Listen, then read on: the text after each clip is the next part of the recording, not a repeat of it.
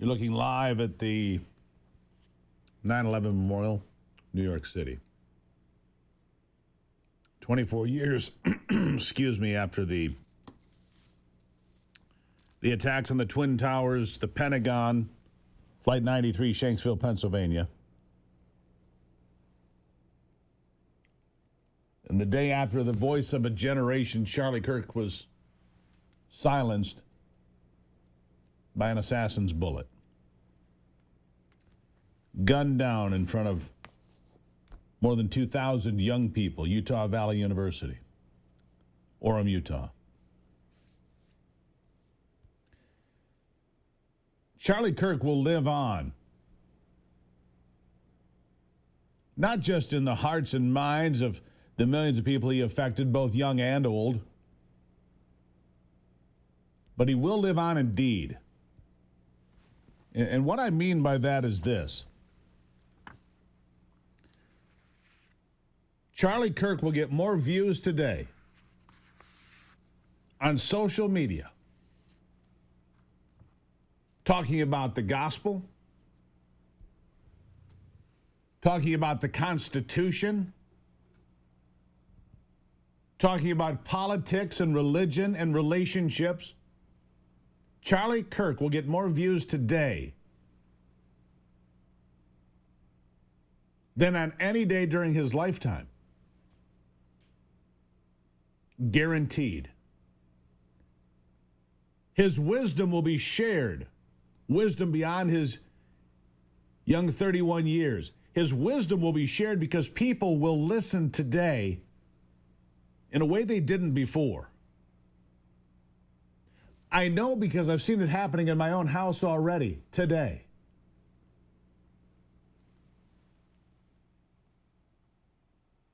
Prove me wrong. His life may have been cut short, but his legacy has been solidified for all time. My heart breaks for his wife and 2 small children. My heart breaks for my friend who was cut down by an assassin's bullet for being an American, for speaking his mind, for being honest about who he is and what he believed. He fought with words, not with weapons. He fought with words. He fought for his beliefs in the American dream, which he said was to get married and have kids and allow those kids to ride their bikes until the sun set. Because Charlie believed in this country and the greatness of this country and the promise of this country. He founded Turning Point USA when he was 18 years old. He grew that into one of the most influential political movements in American history. And I have heard countless stories already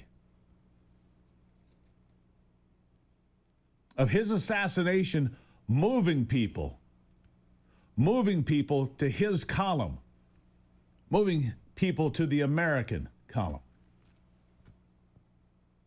That's what's happening today. The rejection of leftist ideology, the rejection of vile political rhetoric, hateful behavior that resulted in Republicans being gunned down at a baseball game 8 years ago, that led to 2 assassination attempts on President Donald Trump, one that was within a fraction of an inch of changing American history forever, that has led to the assassination of the voice of a generation.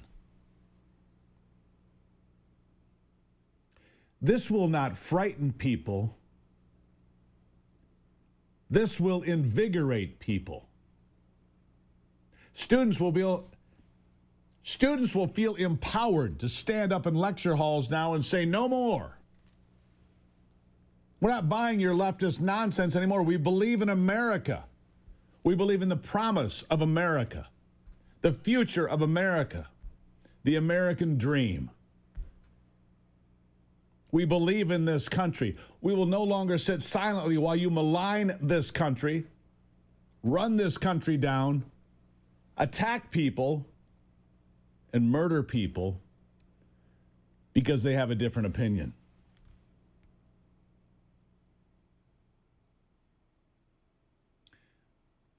It was a seminal day. Charlie Kirk being assassinated will amplify his voice to a place it had never been before, and it was already loud.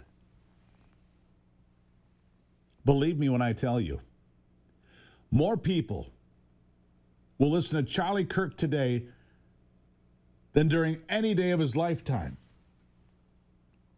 They will download his videos. They will listen to his back and forth. They will see his tours on college campuses. They will listen to Charlie Kirk today in a way they never have previously. The Google searches, the questions, the YouTube videos will be watched today more than they have ever been watched before. Because if they didn't know Charlie before, they know him now. I had the good fortune of being friends with the man, of seeing him on numerous occasions, my children having met him.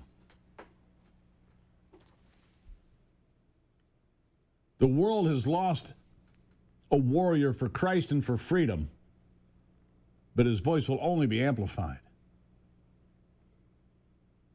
His voice will only be amplified. And for those who are beyond the contempt, for those who thought it appropriate to put vile comments on social media, enjoy that vacuum of a soul and enjoy unemployment. Many will find their way to the unemployment line before this sun sets today, as they should. Where is your humanity? Where in God's name is your humanity? Don't worry, the anger is coming.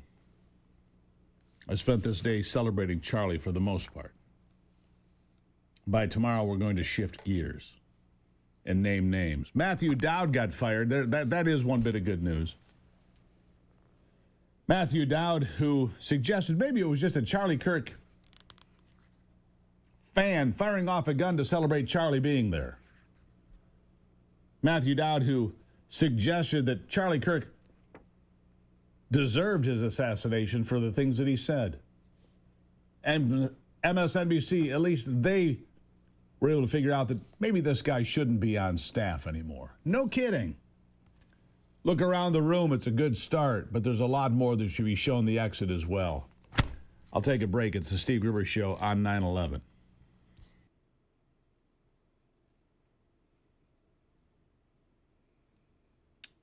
Let's talk about Charlie Kirk, the father, for a moment.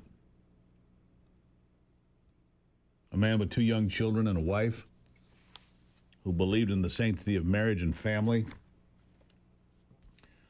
We've got a little montage here of Charlie Kirk, the father. Watch.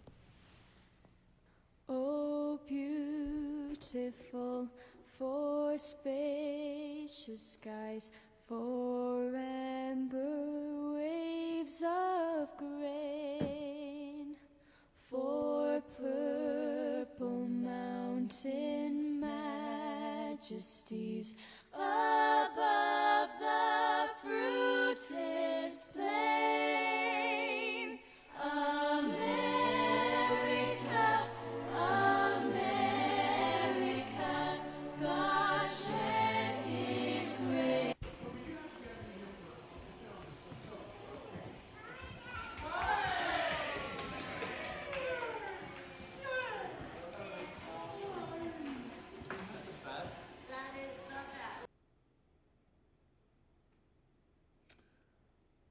How you cannot be affected by that is beyond me. How hateful voices on the internet could attack that is beyond me. Where is your humanity? Where is your decency? When asked for a moment of silence on the floor of the House of Representatives in Washington, D.C. yesterday, the Democrats screamed no and shouted it down. Where is your decency?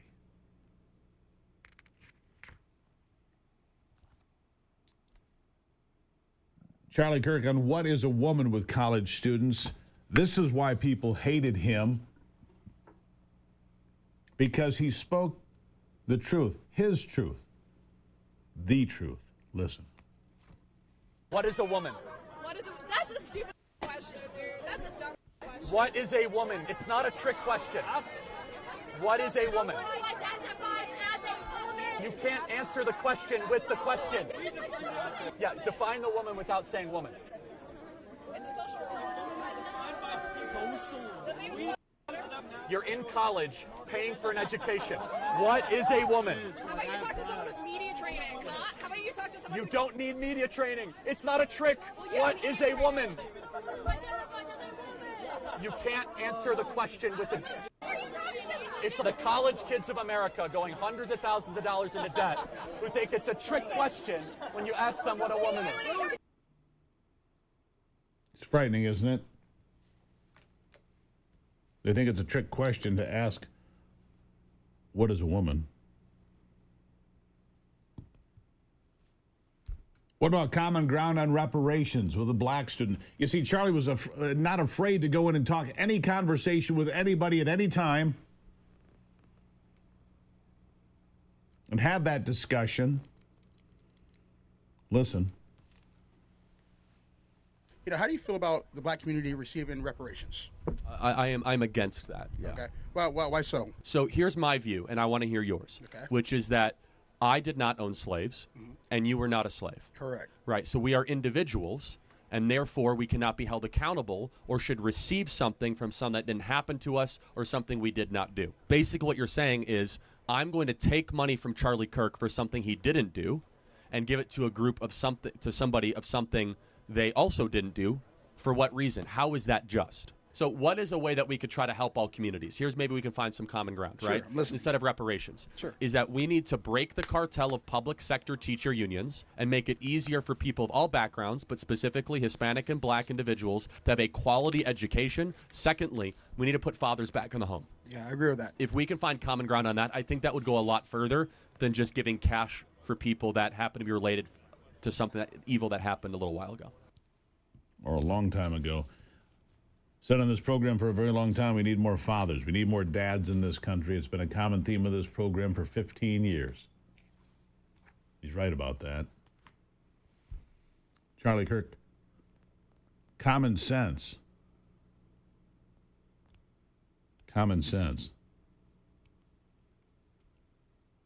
What about students, about college and being entitled to college? Here's Charlie on that. How much debt do you have to go to school, by the way? None. Okay, wow. Are you on scholarship or? Yeah. So who's paying for your college then? Probably the federal government. Okay, so I'm paying for your college is what you're saying. This is why you're so defensive of college, because you don't have to walk around the rest of your life with a $100,000 student I loan know debt. plenty. Defensive I of college. pay taxes. You think you pay anywhere close to the tuition value you get at the school? Probably not. Probably I do. How much is it to go to school here? Room, board, tuition, all of it's around 11,000. 11,000 a semester. So you pay $22,000 a year in taxes? No. Okay, got it. That's fine. I'm not faulting you for it, but this is why you're so defensive, is you're detached from the price. It's easy to be defensive of something you're not paying for. You're detached from the price. You're divorced from reality. You're divorced from reality. How about, we have time for this? Let me see here. Yeah, we've got time. President Trump says it's time for the political violence in the wake of Charlie's assassination to stop. Here he is. It's a long past time for all Americans and the media to confront the fact that violence and murder are the tragic consequence of demonizing those with whom you disagree day after day, year after year, in the most hateful and despicable way possible. For years, those on the radical left have compared wonderful Americans like Charlie to Nazis and the world's worst mass murderers and criminals. This kind of rhetoric is directly responsible for the terrorism that we're seeing in our country today, and it must stop right now. It's a long. And it must stop right now. I don't know that it will. For people that do this, for people that do what I do, there's a dangerous faction out there willing to target us with violence. Is it open season on conservatives? Hell no. We will stand up, and I will be right back.